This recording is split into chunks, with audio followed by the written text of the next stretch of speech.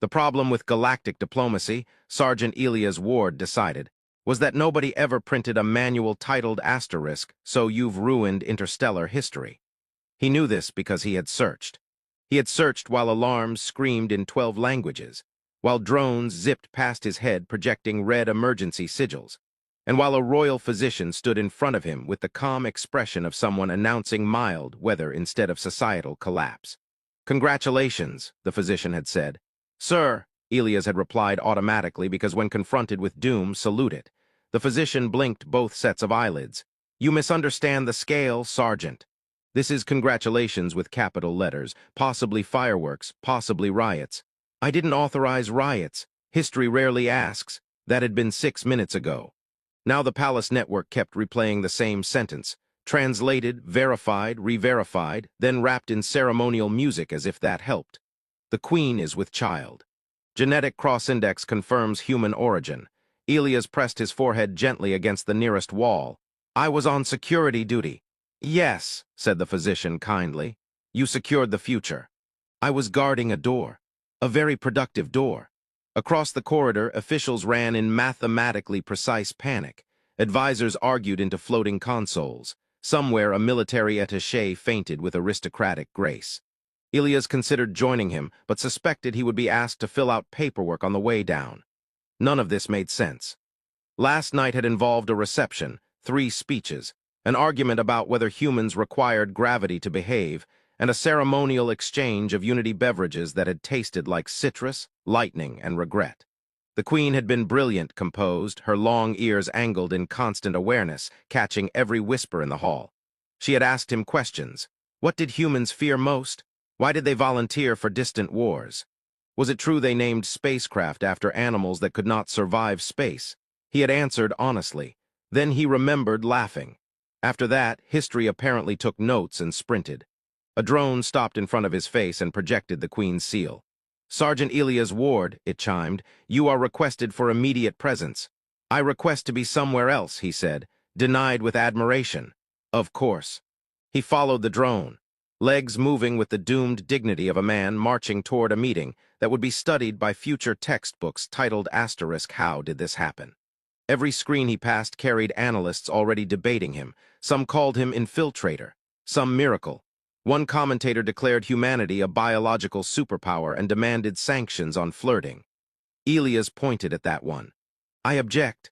No one heard him except a maintenance robot which displayed sympathy in the form of a small shrug. At the final door, the physician caught up, still serene. "You should understand, Sergeant, Her Majesty is not angry." "That's worse. She is curious." Elias exhaled. "About you, us, everything after today." The doors opened. The Queen waited with the stillness of gravity. Power moved around her like it paid rent. She regarded him, and those long ears tilted slightly forward, attentive, analytical, not unkind. "Sergeant Ward," she said. He performed the neatest bow in human history, mostly because his knees threatened mutiny. "Your Majesty, I believe I owe you an apology, several explanations, and possibly a galaxy." A pause, then incredibly her mouth curved. "I have advisors for the galaxy," she said. "What I require, Sergeant, is the man who helped create my child." Helped, such a gentle word, like he had held a door open for destiny. Behind him, someone dropped a data slate. Outside, fleets repositioned, markets convulsed, priests revised eternity. Elias cleared his throat. "Ma'am, is there still time to blame the drinks?" Her ears twitched with unmistakable amusement. "No," the Queen said softly, "but I appreciate your optimism." And somewhere in the vast machinery of civilization, the future leaned closer to listen. They gave him a chair. Sergeant Elias Ward distrusted it immediately. In his experience, chairs offered by empires were never just chairs. They were metaphors, traps, or promotions disguised as furniture. He stood beside it, hands behind his back, while half the known galaxy tried very hard not to stare at him and failed heroically. "Please sit," said the High Chancellor. "With respect," Elias replied, "I've seen how this goes. I sit, and suddenly I'm responsible for trade agreements." A ripple of restrained coughing traveled across the chamber. Someone muted a translator that had begun rendering it as the human resists authority by remaining vertical. The Queen watched him with composed fascination. Her long ears angled toward him, catching every tremor in his voice. Every stubborn flicker of humor he used the way other soldiers used armor. You are already responsible, she said gently. Yes, ma'am, he said. I was hoping to be demoted back to door. There were representatives everywhere, hovering, glowing, folded into portable atmospheres, projected from light years away with expressions calibrated for diplomacy and panic. Military observers pretended not to be military observers. Religious delegates tried to look prophetic instead of seasick. On the central display, the words rotated in endless, terrible dignity. Succession anomaly. Cross-species inheritance probable, political reality updating. Elias pointed at it. Could we not use the word anomaly, maybe something friendlier, surprise, unexpected gift, clerical whoopsie? No, said three governments simultaneously. A legal scholar drifted forward, wrapped in ceremonial equations. Sergeant Ward, we must establish intention. I intended, Elias said carefully, to survive the evening. Murmurs. Rapid note-taking. Somewhere a think tank achieved enlightenment. The scholar tried again. Did you seek influence over the throne? I can barely influence vending machines. That is in the record now, someone whispered. The queen lifted a hand and the noise folded into silence. Authority radiated from her, ancient and precise. When she spoke, entire histories leaned in. You are asking the wrong question, she said. A few delegates looked personally attacked. The event has occurred, she continued. Intent no longer governs consequence. We will instead discuss protection. A military projection brightened. Protection from whom, Your Majesty? She did not look away from Elias. From everyone, she said. That landed.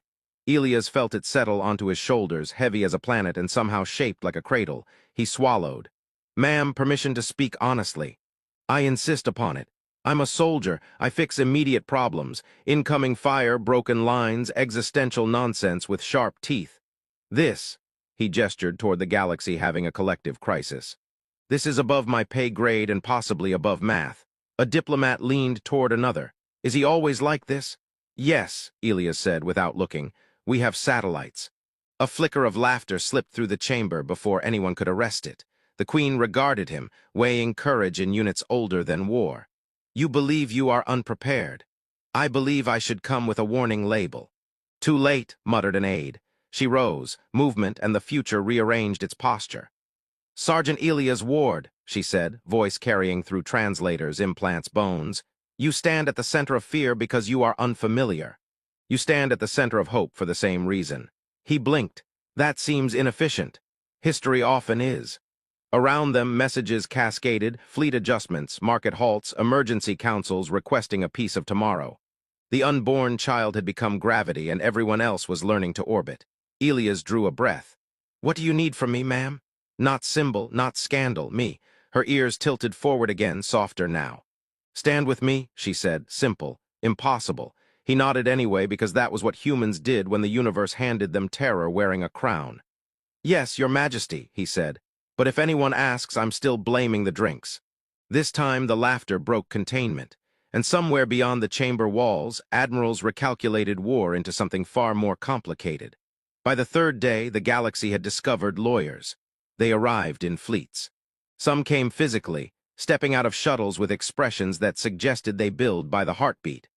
Others appeared as towering legal projections, robes woven from precedent, eyes glittering with profitable concern. One delegation manifested entirely as a contract and demanded diplomatic seating. Sergeant Elias Ward watched them pour into the Capital network and considered faking his own translation error. Maybe they'll think I'm decorative, he muttered. They already tried, said the aide beside him. 3 empires have requested custody. Of me. Temporarily for interpretation. I'm not a historical footnote. Congratulations, the aide said, checking her slate. You are now a chapter. Across the chamber, representatives argued about genetics, sovereignty, and whether a baby could technically own mineral rights. A corporation submitted a polite inquiry about brand partnerships. Several ancient houses produced family trees and tried to graft humanity onto them like an enthusiastic disease. Elias raised a hand. I would like it noted I did not ask to be adopted by 12 warlords. 14, the aide corrected. 2 are pending. The queen listened, that was the terrifying part. She listened while civilizations performed intellectual gymnastics dangerous enough to require helmets. Her long ears tilted, absorbing strategy, greed, terror, hope. She missed nothing. A scholar of dynastic law floated forward. Your Majesty, tradition states the heir must be raised within cultural purity. Define purity, she said. The scholar hesitated. Unmixed lineage, stable heritage. Elias brightened. Great news, humans are extremely mixed. We've been practicing chaos for thousands of years. Several translators stalled, unsure whether to render that as pride or confession. A military attaché projected casualty probabilities tied to succession disputes. Without controlled guardianship, conflict likelihood rises to 87%. 82, another corrected. If we assassinate the rumor, please do not assassinate concepts, Elias said. They multiply. Someone added that to policy notes. The Queen finally spoke and the room reorganized around her voice. You are treating my child as territory, she said. Silence. A few delegates attempted dignified shame and nearly achieved it. This discussion will shift, she continued. From ownership to future stability, a corporate envoy raised a glowing appendage. We can provide stability packages. Elias leaned toward the aide.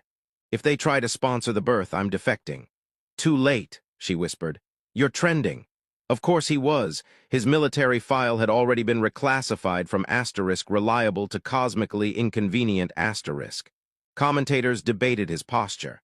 A historian released a lecture titled Asterisk, the Fertility Event and the Collapse of Predictability Asterisk. Somewhere, a betting pool existed regarding whether he would faint before lunch. He straightened stubbornly. No fainting, he told himself. The scholar rallied. Your Majesty, interstellar balance requires shared authority. Shared, she repeated. Yes, oversight committees, educational mandates, ideological guidance. Elias coughed. That sounds like kidnapping with better grammar. Half the chamber tried not to laugh. The Queen's gaze flicked toward him, gratitude hidden inside royal composure. My child will learn many cultures, she said, but they will not be carved into pieces to comfort you. A murmur rolled outward, uncomfortable and necessary. Data flared across every display. Economists warning of instability, admirals whispering mobilization. Activists calling the unborn life a bridge, a blasphemy, a miracle, a scheduling conflict.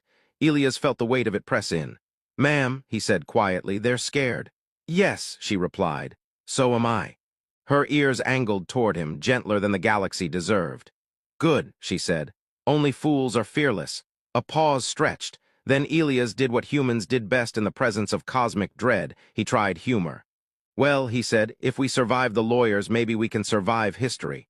Unexpectedly, the Queen smiled. Sergeant, she said, history is afraid of me. Around them, arguments resumed, but something had shifted, not solved. Not healed, aligned, the future was still a storm, but now it had witnesses who intended to stand in it. The aide checked her slate again and groaned. What? Elias asked. 3 more empires want visitation rights. He closed his eyes. Do any of them come with cake? No. Then deny aggressively. And for a fragile moment in the roaring center of galactic uncertainty, someone laughed instead of reaching for war. By the 6th day, people had stopped arguing about whether the future would change. They were now arguing about who got to survive it. Sergeant Elias Ward learned this from a threat assessment that politely informed him he was currently the most inconvenient man alive.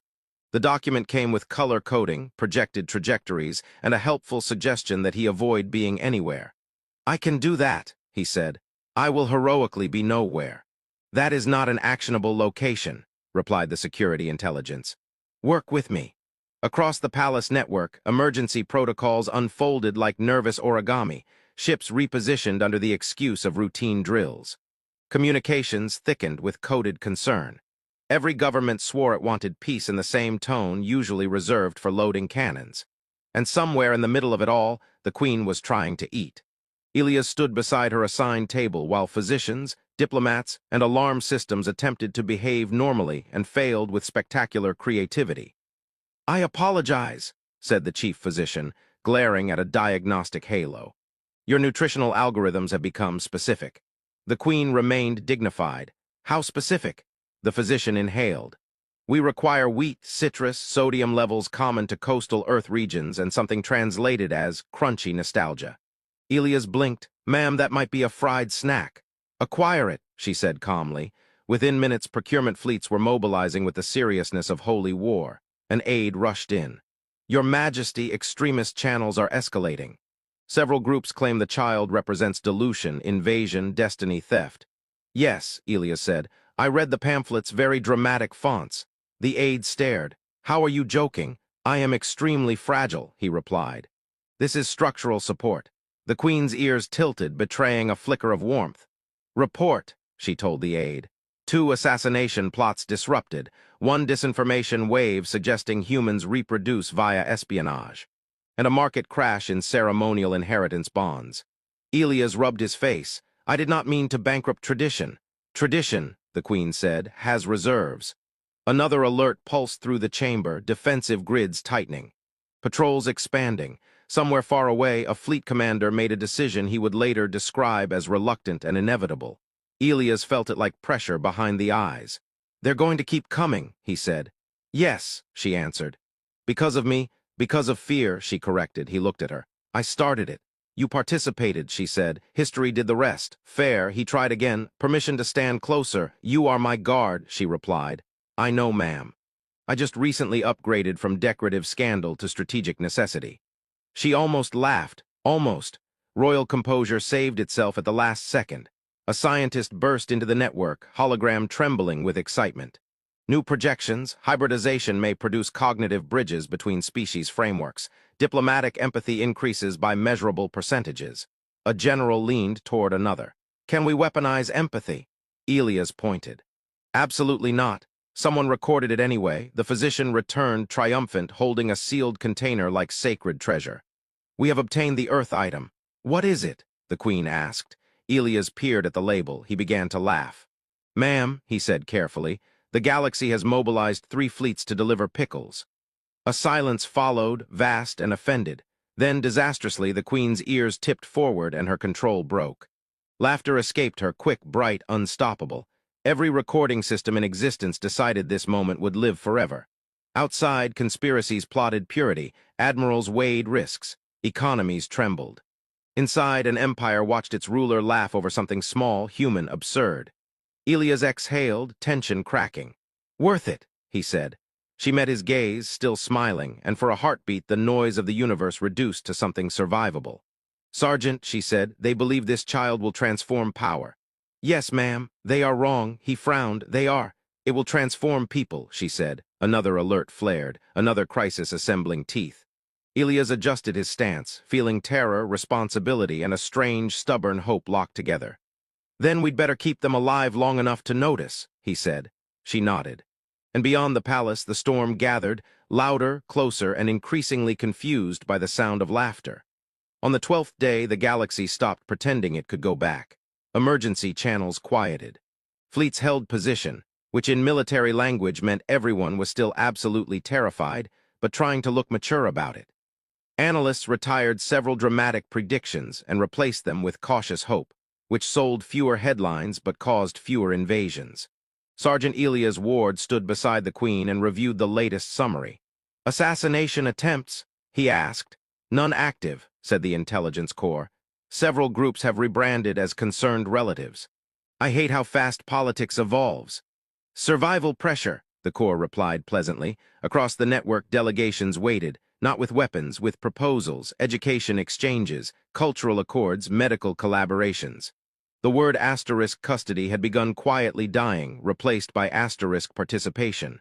It wasn't perfect. It was possible. Elias felt that like sunrise inside his ribs. The Queen remained composed, but he had learned the language of her ears now. The subtle angles, the private currents of worry, resolve, disbelief at how strange fate could be. She did not need to speak for him to understand the weight she carried.